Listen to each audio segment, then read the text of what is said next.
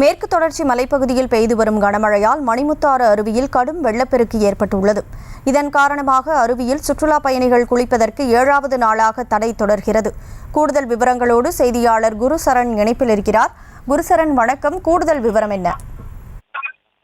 வணக்கம். வங்கக்கடலில் உருவான குறைந்த காற்றழுத்த தாழ்வு நிலை காரணமாக தமிழகம் முழுவதும் பல்வேறு மாவட்டங்களில் மழை பெய்து வருகிறது. குறிப்பாக நெல்லை மாவட்டம் அம்பாசமுத்திரம் அருகே மாஞ்சோலை தேயிலத்தோட்ட பகுதியில் கனமழை பெய்து நீடித்து வருகிறது. இந்த நிலையில் கனமழை காரணமாக மணிமுத்தாறு அருவிக்கு கடும் வெள்ளப்பெருக்கு ஏற்பட்டதால் பாதுகாப்பு நலன் கருதி இன்று 7வது நாளாக மணிமுத்தாறு அருவிக்கு சுற்றுலா பயணிகள் செல்வதற்கு தடை விதித்துள்ளனர் வனத்துறையினர். விவரங்களுக்கு நன்றி குருசரண்.